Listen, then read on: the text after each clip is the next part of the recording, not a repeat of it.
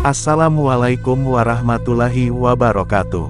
Sobat Mbois dimanapun berada, kali ini Jejak Cah Mbois ingin mengajak kalian menyusuri sebuah cerita penuh misteri dan aura mistis, dari salah satu peninggalan sejarah yang kini telah menjadi legenda, yaitu Benteng Gudang Peluru di Surabaya. Perjalanan ini membawa kami ke tempat yang tidak hanya penuh kenangan masa lampau, tetapi juga menyimpan energi yang sulit dijelaskan oleh logika. Kami memulai langkah pertama dari sisi jalan belakang benteng, sebuah area yang tampak sunyi dan terpencil. Jalur yang kami lalui adalah jalan setapak sempit dengan semak belukar yang tumbuh lebat di kanan dan kiri. Semilir angin malam terasa menusuk kulit, seperti membawa bisikan samar dari masa lalu. Baru beberapa langkah memasuki area ini, mata kami tertuju pada sebuah bangunan besar yang tampak berdiri sunyi di tengah kegelapan, seperti sosok bisu yang mengintai. Bangunan itu menyerupai gudang tua, dikelilingi oleh kesan angker yang begitu pekat. Berdasarkan informasi yang kami terima, dulunya bangunan ini adalah bekas lapangan tembak. Namun, sekarang, ia seolah menjadi saksi bisu dari cerita-cerita yang tak pernah terucapkan. Kami mencoba mendekatinya, mencari celah untuk melihat lebih jelas, namun setiap jalan yang kami pilih seakan tertutup rapat oleh pepohonan dan semak belukar yang enggan memberi jalan. Yang lebih mencengangkan, semakin dekat kami dengan bangunan itu, semakin kuat pula rasa tak nyaman yang menyelimuti. Energi negatif begitu terasa, membuat udara seakan lebih berat. Seperti ada sesuatu yang mengawasi dari kegelapan, namun tak pernah menampakkan diri. Kami merasakan bulu kuduk berdiri, tanda bahwa tempat ini menyimpan lebih dari sekadar kisah sejarah. Akhirnya, setelah beberapa saat menimbang, kami memutuskan untuk tidak memaksakan diri dan melanjutkan perjalanan menuju tujuan utama kami, yaitu gedung utama Benteng Peluru. Namun, kejadian singkat ini meninggalkan kesan mendalam, seolah ada pesan tersembunyi yang ingin disampaikan oleh tempat itu, sesuatu yang hanya bisa dirasakan, tapi tak pernah bisa diungkapkan. Perjalanan ini baru saja dimulai, namun aura mistis sudah begitu kuat menyelimuti. Siapkah kalian mengikuti jejak ini hingga ke inti cerita? Setelah menempuh perjalanan panjang, memecah kegelapan dan keheningan malam yang mencekam, kami melangkah dengan penuh kehati-hatian. Setiap langkah terasa berat, bukan hanya karena kami harus waspada terhadap bahaya nyata, tetapi juga terhadap keberadaan makhluk tak kasat mata yang seolah mengintai dari balik bayang-bayang. Di setiap detak waktu, suasana semakin mengikat. Entah mengapa, kami merasa ada sesuatu, atau seseorang, yang terus mengikuti di belakang. Langkah kaki kami sering kali diiringi suara samar seperti jejak langkah lain yang memantul dari arah belakang. Berulang kali kami berhenti dan menoleh, mencoba memastikan, namun yang terlihat hanyalah pekatnya kegelapan malam. Sepi, tapi terasa ada yang diam-diam mengawasi.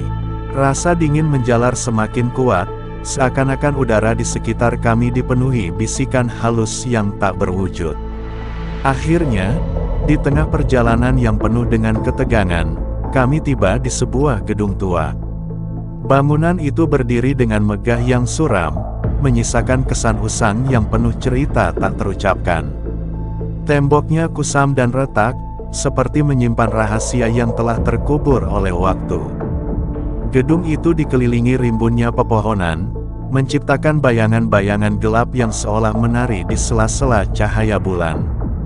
Hening di sekitarnya terasa menekan, dan tanpa sadar kami menahan napas. Ada aura berat yang menyelimuti tempat ini, seperti mengundang namun sekaligus memperingatkan untuk tidak melangkah lebih jauh. Disinilah kami berdiri, di depan gedung tua yang penuh misteri, bertanya-tanya apa yang sebenarnya menanti di dalam kegelapan itu. Perjalanan ini baru saja membawa kami ke permukaan cerita, dan kami tahu, sesuatu yang lebih dari sekadar sejarah sedang menunggu untuk diungkapkan. Kami mulai menyusuri ruang demi ruang di dalam gedung tua itu.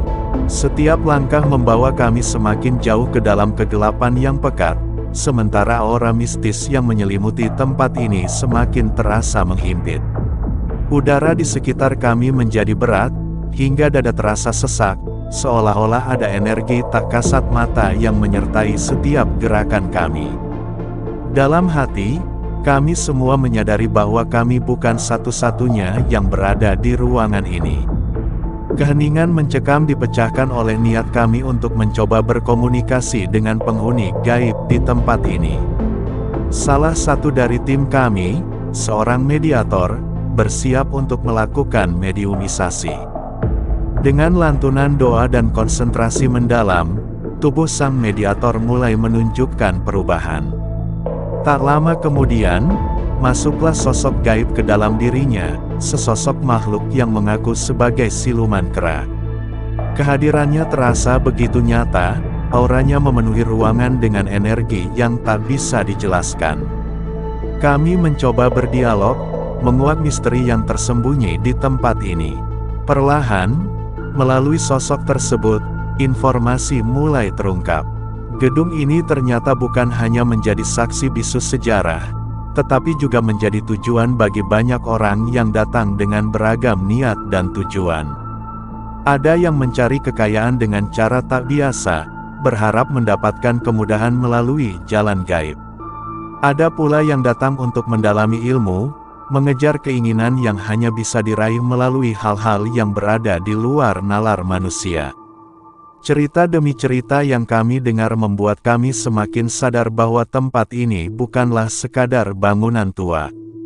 Ia adalah simpul energi, tempat pertemuan antara dunia nyata dan dunia lain, di mana jejak-jejak masa lalu bertautan dengan ambisi dan hasrat manusia yang tak pernah surut. Malam itu, kami merasa seperti menjadi saksi atas sisi lain dari realitas, sesuatu yang tak kasat mata, namun begitu nyata dalam kehadirannya.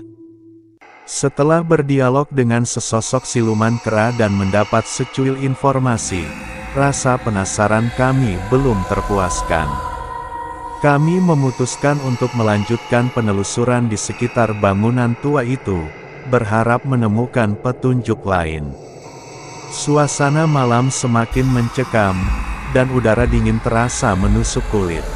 Di tengah langkah kami yang penuh kehati-hatian, tiba-tiba salah satu anggota tim kami terhenti. Tubuhnya bergetar hebat, dan dalam sekejap, ia termedium oleh sosok lain. Sosok yang memasuki tubuhnya kali ini adalah seorang nenek-nenek tua.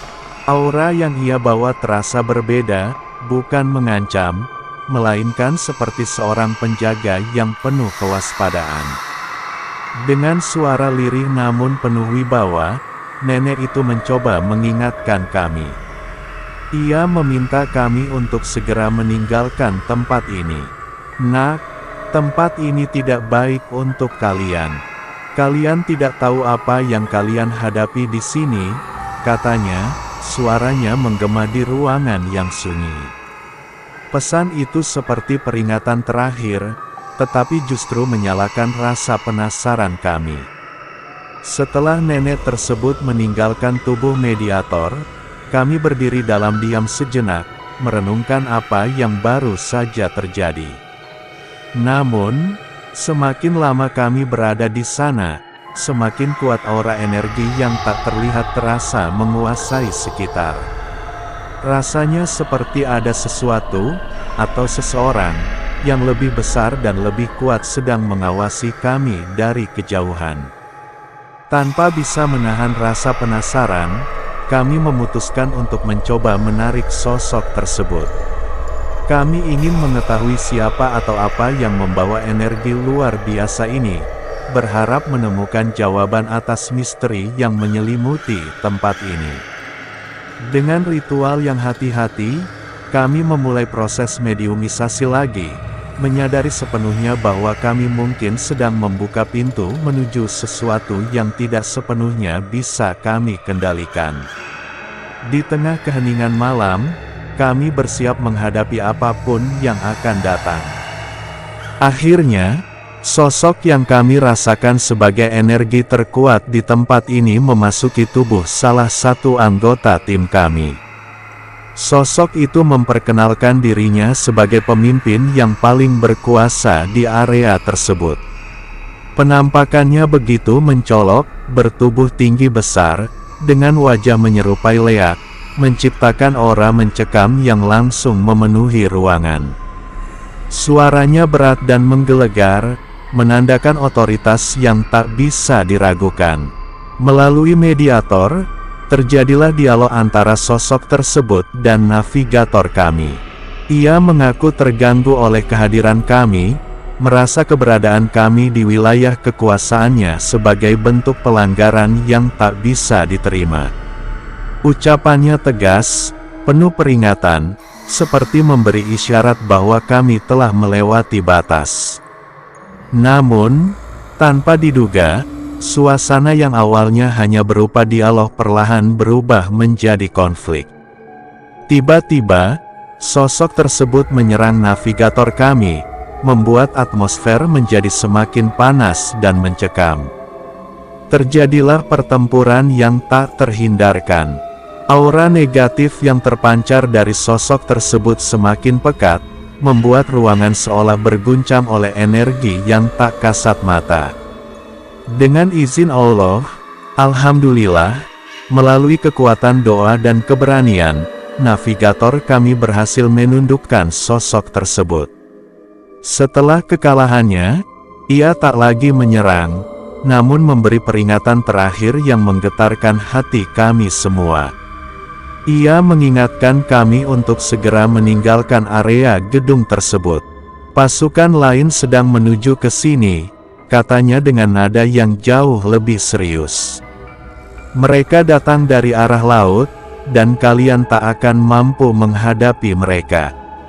Sosok itu menyebut pasukan gaib dari kerajaan laut yang sudah mulai bergerak ke arah kami, menciptakan suasana darurat yang tak bisa lagi diabaikan. Namun, sesuatu yang tak terduga terjadi. Sosok pemimpin ini, yang sebelumnya menyerang kami, tiba-tiba berubah sikap. Ia justru membantu kami dengan menghalau pasukan gaib dari arah laut, membuka jalan bagi kami untuk keluar dari tempat tersebut. Kami merasakan energi yang begitu kuat berputar di sekitar kami, seperti medan perang tak kasat mata yang hanya bisa dirasakan, bukan dilihat. Menyadari situasi yang semakin genting, kami akhirnya memutuskan untuk pergi sebelum hal-hal yang tidak diinginkan terjadi. Dalam perjalanan keluar, rasa syukur dan ketegangan menyelimuti hati kami. Malam itu menjadi pengalaman yang tak akan pernah kami lupakan, pertemuan dengan dunia lain yang penuh misteri, bahaya, dan pelajaran berharga.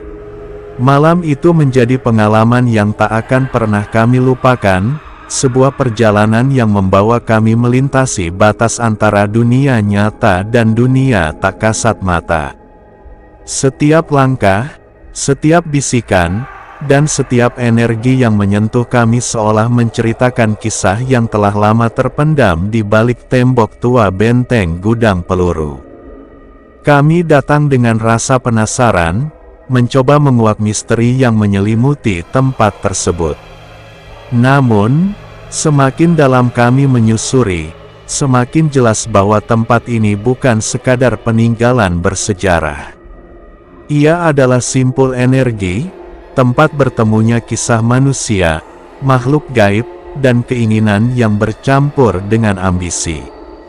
Dari siluman kera yang membawa cerita masa lalu, sosok nenek tua yang penuh peringatan, hingga pertemuan dengan sosok pemimpin yang menyerupai leak, semuanya menjadi bagian dari perjalanan ini. Pertempuran yang terjadi di penghujung malam menjadi puncak dari pengalaman kami. Sosok pemimpin yang awalnya penuh amarah, berubah menjadi pelindung, menghalau ancaman yang lebih besar dari kerajaan laut. Saat itu kami sadar, keberanian bukanlah satu-satunya kunci dalam menghadapi dunia lain. Rasa hormat dan kebijaksanaan untuk memahami batasan juga menjadi pelajaran yang tak ternilai. Ketika kami akhirnya meninggalkan gedung tersebut, bayangan akan tempat itu masih menyelimuti pikiran kami. Dalam diam, kami semua sadar bahwa ada banyak hal di dunia ini yang tak bisa dijelaskan dengan logika. Malam itu bukan hanya sebuah eksplorasi, melainkan pengingat akan keberadaan dimensi lain yang hidup berdampingan dengan kita, dimensi yang harus kita hormati, meski tak bisa kita lihat. Dengan langkah berat namun penuh syukur, kami meninggalkan benteng tua itu, membawa pulang pengalaman yang akan terus menjadi cerita. Sebuah kisah yang bukan hanya tentang misteri, tetapi juga tentang pelajaran hidup, keberanian, dan batasan yang harus dijaga. Malam itu akan selalu menjadi bagian dari perjalanan jejak Cahmbois, sebuah perjalanan di mana dunia nyata dan gaib bertemu, menciptakan kisah yang tak terlupakan.